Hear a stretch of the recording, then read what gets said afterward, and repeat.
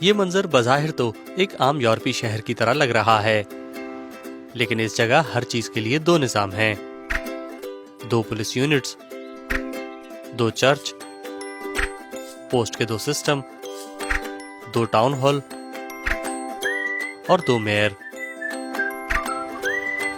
یہاں تک کہ لوگوں کے گھر بھی 2 ملکوں میں بٹے ہوئے ہیں۔ جب میری بیوی کھانا پکاتی ہے تو وہ بیلجیم میں ہوتی ہے اور ہم یہاں کھانا کھاتے ہیں جو کہ ہالینڈ میں ہے۔ 1 منٹ، یہ کیا بات ہوئی؟ بارلے میں خوش آمدید، ایک ایسا ٹاؤن جو 2 ملکوں میں بٹا ہوا ہے۔ یہاں کا کچھ حصہ ہالینڈ میں شامل ہے جسے بارلے نساؤ کہا جاتا ہے، اور باقی حصہ بیلجیم میں ہے جو بارلے ہرتوگ کہلاتا ہے۔ لیکن یہ پھر بھی ایک ہی شہر ہے۔ 7000 افراد کی آبادی پر مشتمل یہ چھوٹا سا شہر دونوں ملکوں کی سرحد پر واقع ہے۔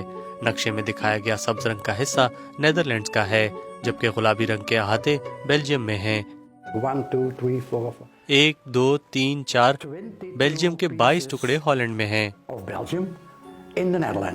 ولیم فون گول بارلے کے ٹورزم آفس کے سربراہ ہیں۔ لیکن کہانی یہاں ختم نہیں ہوتی، کیونکہ ہمارے پاس بیلجیم کے احاطے میں 7 ڈچ حصے بھی ہیں۔ دنیا بھر میں ایسے 64 خطے ہیں اور ہمارے پاس اس کی تقریباً نصف تعداد ہے، جو ہمیں ایسے علاقوں کا مرکز بناتی ہے۔ اب آپ سوچیں گے کہ یہ سب کیسے ہوا؟ طویل کہانی کو مختصراً بیان کرتے ہیں۔ سن 1198 میں 2 جاگیرداروں نے زمین کے کچھ حصوں کو چند ٹکڑوں میں بانٹنے کا معاہدہ کیا، جس کے سبب ان علاقوں کی پیچیدہ تقسیم عمل میں آئی۔ لیکن یہ جاننا اتنا بھی مشکل نہیں کہ آپ کون سے ملک میں ہیں۔ آپ فرش پر دیکھ سکتے ہیں کہ آپ کون سے ملک میں کھڑے ہیں۔ دونوں طرف نشانات موجود ہیں۔ دروازے کے سامنے نصب نشان سے اس بات کا پتہ چلتا ہے کہ عمارت کا کون سا حصہ کس ملک میں رجسٹرڈ ہے، لیکن ہر مرتبہ یہ اصول بھی مددگار ثابت نہیں ہوتا۔ وہ سامنے کا دروازہ ڈچ اور بیلجیم کے حصے میں تقسیم ہے، جیسا کہ آپ گھر کے نمبروں پر جھنڈے کے رنگوں سے دیکھ سکتے ہیں۔ لیکن یہاں بعض گھروں میں سرحد کی نشاندہی بہت زیادہ پیچیدہ معاملہ ہے۔ میں ابھی بیلجیم میں ہوں اور اب ہالینڈ میں۔ ایڈ دلات گزشتہ 40 سالوں سے ایک ہی وقت میں 2 ملکوں میں مقیم ہے۔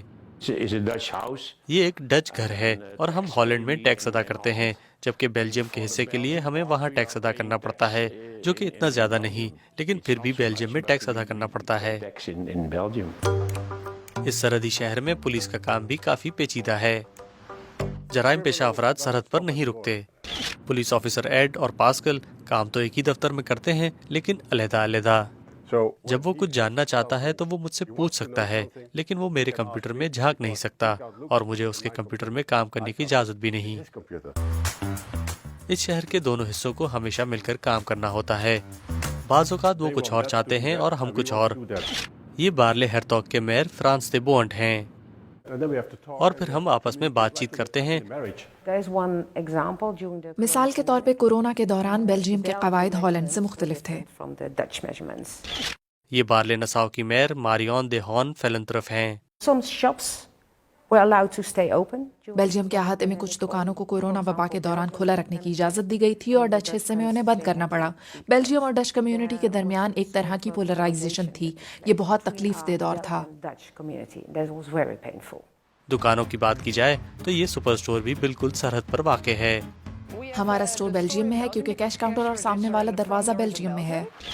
پیم اس اسٹور میں کام کرتی ہیں۔ ہمارے پاس 2 ٹیلی فون نمبر ہیں، ایک بیلجیم کے لیے اور دوسرا ڈچ شہریوں کے لیے۔ بارلے میں شراب نوشی کی کم سے کم عمر کی قانونی اجازت بھی مختلف ہے۔ بیلجیم میں 16 سال اور نیدرلینڈز میں 18 سال۔ مقامی لوگ جانتے ہیں کہ سرحد کے کس طرف کون سا فائدہ حاصل کیا جا سکتا ہے۔ ہالینڈ کی سپر مارکیٹ میں اشیاء خوردن اور سستی ہیں، اور بیلجیم میں بیئر اور سگریٹس۔ ہمیں دونوں جانب سے فائدہ ہے۔